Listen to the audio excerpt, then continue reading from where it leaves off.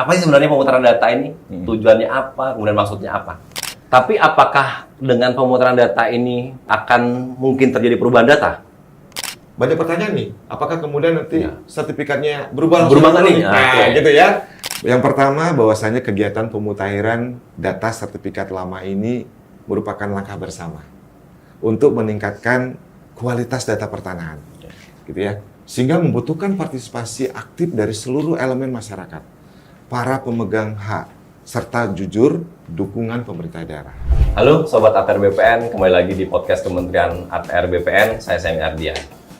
Sebagaimana yang sudah kita ketahui bersama, Kementerian ATR BPN saat ini sedang gencar mengkampanyekan terkait dengan pemutaran data sertifikat, di mana memang tujuan dari pemutaran data ini adalah untuk memberikan kepastian hukum dan memastikan bahwa bidang tanah masyarakat ini benar-benar aman.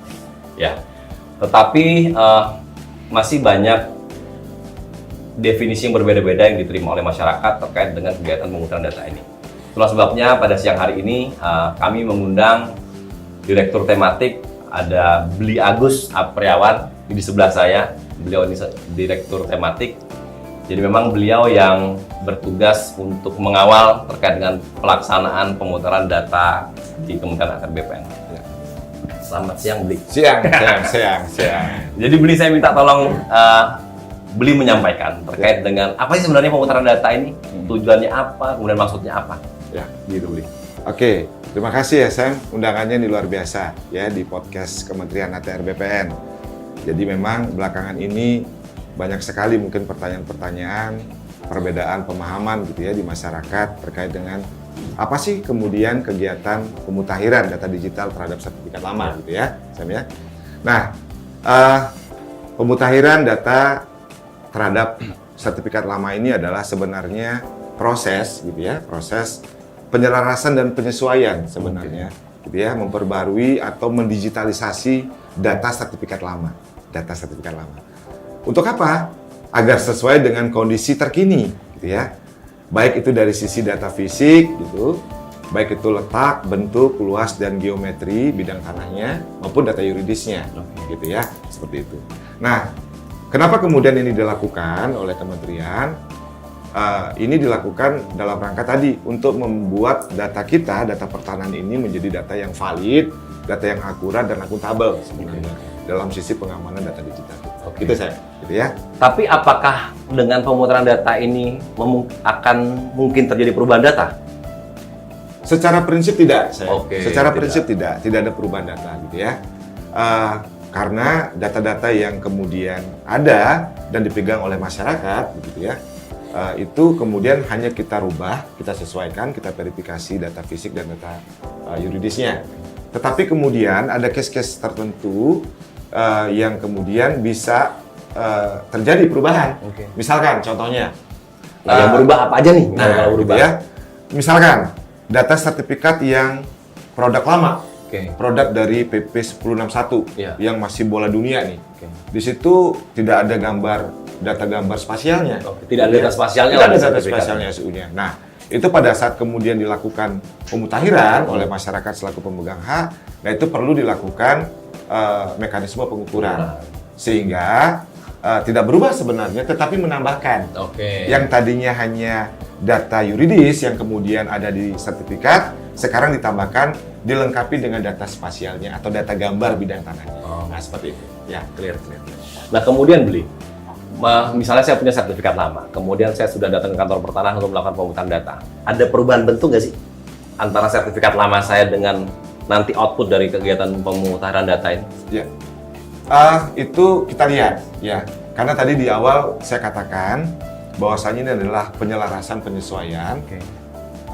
Mungkin akan terjadi seperti itu karena dulu sertifikat lama itu memang masih menggunakan metode gitu ya, metode pengukuran dan pemetaan yang belum menggunakan teknologi terkini gitu ya. Nah, sekarang dengan teknologi terkini begitu, dengan adanya penyiapan foto udara tegak sebagai base map kita, sebagai peta dasar, nah kita sesuaikan apakah kemudian bidang tanah yang dulu dilakukan pengukuran disesuaikan dengan base map-nya, peta dasarnya, kita sesuaikan saja bentuk dan sebagainya. Tetapi kemungkinan besar tidak akan merubah luasan, gitu ya.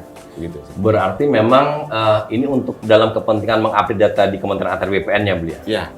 Jadi saya izin sekedar informasi gitu ya kepada masyarakat bahwasanya Kementerian ATR ini gitu ya sudah menerbitkan 97 juta 97 bidang tanah. 97 bidang tanah juta bidang tanah yang sudah bersertifikat ya. Yang sudah dilakukan pemutakhiran, baik itu yang dilakukan oleh masyarakat Berapa? atas inisiatif gitu ya, ataupun memang program-program kegiatan kita baru 7 juta. Dari 97 juta? Dari 97 juta. Sehingga kemudian yang menjadi pekerjaan besar bersama kita ini gitu ya, itu adalah menyelesaikan yang 90 juta tadi. Untuk apa? Untuk mensegerakan data-data bidang tanah yang kita miliki gitu ya, itu kemudian masuk dalam sistem data pertanahan digital kita. Tujuannya apa? Karena kita itu masuk dalam jaringan informasi geospasial nasional dari 42 kementerian lembaga. Yang menghasilkan data spasial? Ya, untuk apa? Untuk mendukung kebijakan satu peta dan kebijakan satu data. Nah, itu kenapa kemudian pemutakhiran data digital untuk sertifikat lama ini sehingga masuk dalam database data digital kita ini sangat penting. Gitu. Itu Sam ya? Nah, tadi kan beliau sudah menyampaikan nih manfaatnya dan tujuannya sebenarnya kegiatan pemutakhiran ini. Misalnya saya warga masyarakat, saya punya sertifikat lama. Apa sih yang harus saya siapkan untuk saya memutahirkan data di BPN itu apa? Apa aja yang kita siapkan? Jadi Bapak Ibu masyarakat gitu ya, Sam ya. Yang tadi yang saya sebutkan. Yang pertama adalah niat. Niat dulu ya. Kesadaran gitu ya. Nah, tinggal datang ke kantor pertanahan gitu ya, membawa sertifikat analognya yang lama yang warna hijau itu. Nah, nanti sampai di kantor pertanahan gitu ya, akan diarahkan menuju loket plotting. Ada loket plotting? Ada loket plotting. Di setiap kantor pertanahan ada loket plotting atau loket validasi. Namanya loket plotting atau loket validasi. Untuk mengajukan kegiatan pemutakhiran data. Itu yang pertama. Kemudian yang kedua, masyarakat menyampaikan dokumen pendukung untuk dilakukan verifikasi tadi. Seperti yang saya sebutkan tadi. Ada KTP gitu ya, ada foto geotaggingnya gitu ya, dan sebagainya. Nah, kalau misalkan dari hasil plotting yang dilakukan oleh teman-teman petugas kantor pertanahan, ternyata bidang tanahnya belum terpetakan di dalam peta pendaftaran tanah kita yang berbentuk digital, berarti pemetaannya dilakukan berdasarkan data spasial pada surat ukurnya atau pada titik koordinat geotagging tadi, gitu ya. Diketemukan di situ, kita plotting. Nah, apabila nanti hasil plottingnya ternyata sertifikat yang dibawa itu, yang dibawa masyarakat, belum memiliki NIB, nomor identifikasi bidang, kita berikan NIB-nya langsung. Kita berikan NIB-nya langsung. Karena ini nomor unik nih, ya, karena satu bidang hanya memiliki satu NIB. Nah, yang terakhir, apabila ini sudah selesai, validasi data ini selesai, baik data spasial maupun data yuridis, selesai, nanti oleh teman-teman petugas kantor, itu akan diberikan stempel. Di sertifikat lama, gitu ya, di stempel, dicap, gitu ya, di SU dan buku tanahnya sebagai bukti bahwasanya telah disesuaikan data antara data analog yang dibawa dengan data digitalnya. Gitu. Atau dengan kata lain ini sudah dimutakhirkan nih? Sudah dimutakhirkan. Kalau sudah di stempel berarti sudah dimutakhirkan. Gitu. Nah, terus saya bisa tahu bahwa bidang tanah saya sudah terplotting atau belum gimana? Caranya?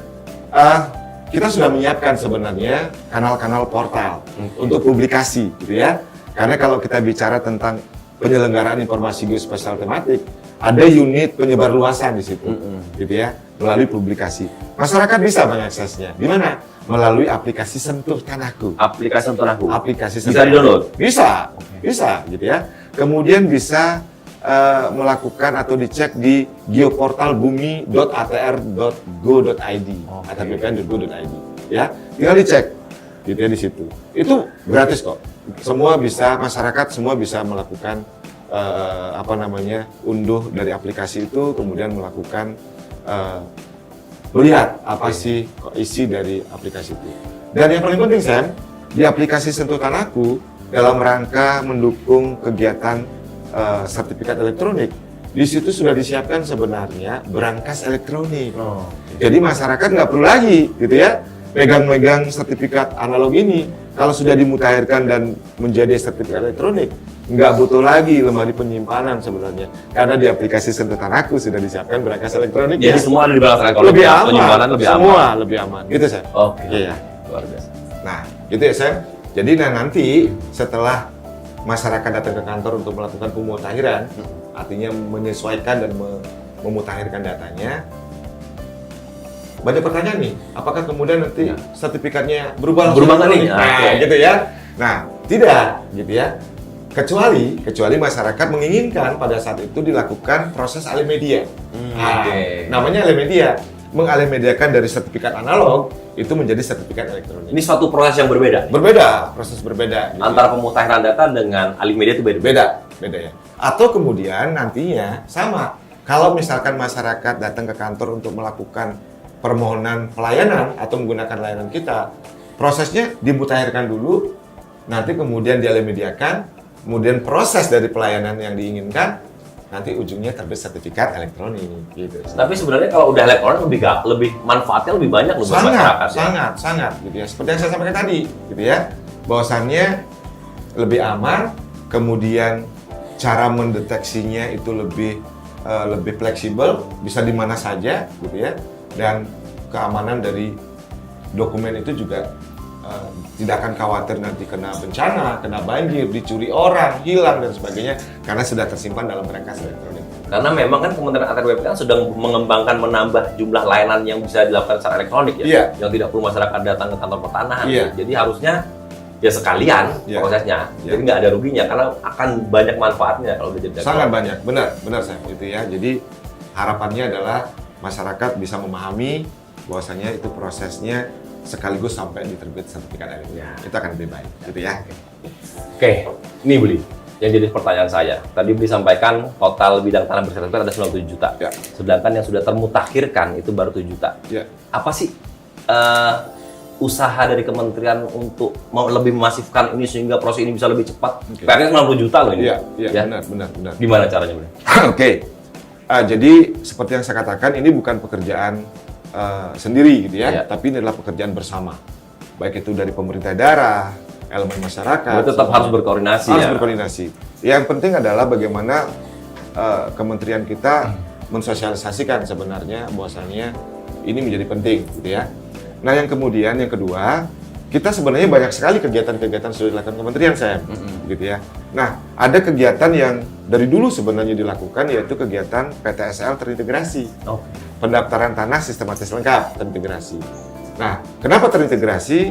Ya ini salah satunya ya, menyampaikan kepada masyarakat sertifikat-sertifikat yang belum dimutakhirkan pada saat kegiatan PTSL terintegrasi ini kemudian dilakukan pemutahiran langsung.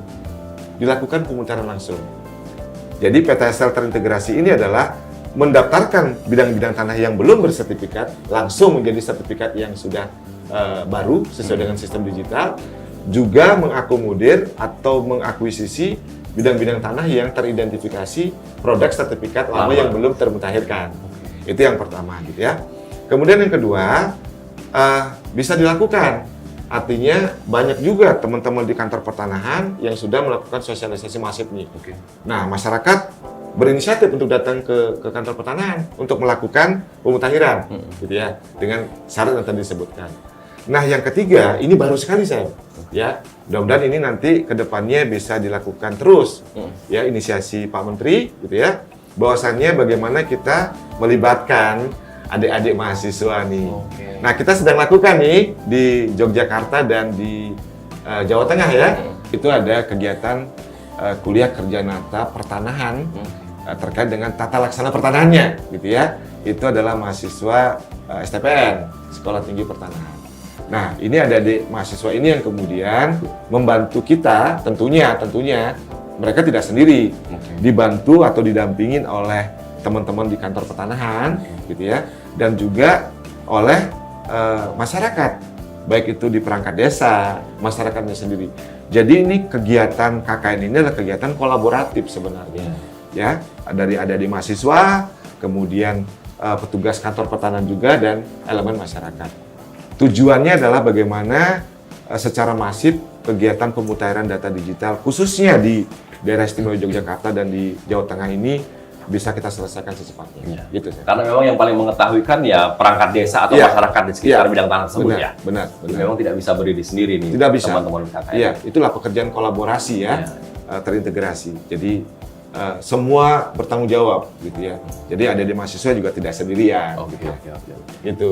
Jadi ini kita coba, semoga apa yang dilakukan inisiasi dari pimpinan dari Pak Menteri ini berdampak luar biasa terhadap pemutahiran data ini. Jadi teman-teman taruna-taruni itu ada base camp di dekat perumahan warga, Langsung di desa.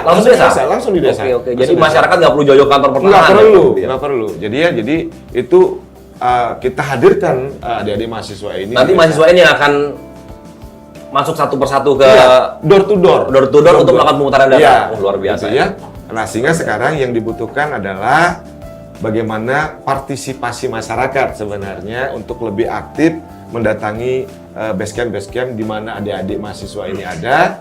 Kemudian bersama-sama untuk mengidentifikasi, melakukan verifikasi, sampai kemudian menempatkan data sertifikat mereka di dalam database digital kita. Oke. Jadi harusnya masyarakat nggak perlu takut ya, kedatangan, mau diapain tanah saya, nggak perlu takut. Nggak perlu. Seperti yang saya bilang tadi, ya, bahwasannya kegiatan pemutahiran ini itu tidak merubah apapun, ya, tidak merubah hak masyarakat, tidak, sama gitu ya, sama, tidak ada perubahan apapun, gitu ya. Tetapi malah lebih banyak manfaatnya yang diterima oleh masyarakat, gitu ya. Jadi datanya lebih aman, kemudian lebih efisien dalam proses mengecek dan sebagainya, gitu ya. Nah, dan menyiapkan bagaimana nantinya kita bisa masifkan atau kita bisa percepat proses layanan pertanahan yang berbasis digital atau elektronik. Oke, udah komplit banget rasanya yang disampaikan oleh Bli Agus selaku Direktur Tematik di Kementerian BPN. Mungkin closing statement, Bli, ya, terkait dengan kegiatan pemutaran data ini yang perlu Bli sampaikan kepada sobat-sobat ATR BPN, para penonton podcast Kementerian ATR BPN apa? Oke, silakan. Ya, Sam. Jadi ini sobat-sobat Kementerian ATR BPN gitu ya. Yang pertama, bahwasanya kegiatan pemutahiran data sertifikat lama ini merupakan langkah bersama untuk meningkatkan kualitas data pertanahan, gitu ya. Sehingga membutuhkan partisipasi aktif dari seluruh elemen masyarakat, para pemegang hak, serta jujur dukungan pemerintah daerah. Kegiatan pemutahiran data ini, gitu ya, sebenarnya adalah bagaimana negara hadir, khususnya Kementerian ATR, hadir untuk memberikan jaminan kepastian dan perlindungan hukum. Terhadap apa? Terhadap hak atas tanah, sekaligus memperkuat sistem administrasi pertanahan yang akurat dan terpercaya. Nah, di samping itu, upaya ini juga menjadi salah satu bagian pencegahan tindak pidana kejahatan pertanahan. Gitu ya, seperti pemalsuan, tumpang tindih hak, dan sebagainya. Nah, keterlibatan masyarakat ini sangat dibutuhkan, bahwasanya pencegahan tidak bisa sendiri, tapi kita cegah bersama-sama. Nah, yang terakhir adalah kegiatan ini untuk mendukung implementasi kebijakan satu peta, satu data Indonesia dalam berbagai data tentunya. Nah, saya menghimbau, yuk kita bersama-sama ikut serta melakukan pemutaran ini guna meningkatkan kualitas data dan menjamin kepastian hukum untuk hari ini dan masa depan. Luar biasa, gitu ya. Terima kasih, Bu sama-sama, Agus. Sam. Jadi para sobat ATR BPN, kita tadi udah sama-sama menyimak apa yang disampaikan oleh Pak Direktur Tematik, ini Bli Agus kalau saya manggilnya. Jadi memang nggak usah khawatir para sobat ATR BPN untuk melakukan pemutaran data. Karena apa? Karena negara melakukan ini untuk memberikan jaminan kepastian hukum dan perlindungan hukum kepada warga masyarakat, ya, untuk menghindarkan dari tindak pidana kejahatan pertanahan. Gitu. Nah, itu yang perlu kita pahami bersama. Karena memang kegiatan ini tidak akan terlaksana dengan bagus dan sukses kalau tanpa adanya kolaborasi dan kesadaran dari masyarakat semua. Ya. Mungkin itu podcast kita hari ini. Next kita bisa angkat topik-topik lain yang mungkin menjadi kekhawatiran para sobat ATR BPN. Kita akan jelaskan secara detail, kita akan kupas tuntas. Saya akan tanyakan langsung penjelasan lengkapnya. Teman-teman sobat ATR bisa menyimak langsung di podcast Kementerian ATR BPN. Terima kasih. Wassalamualaikum warahmatullahi wabarakatuh.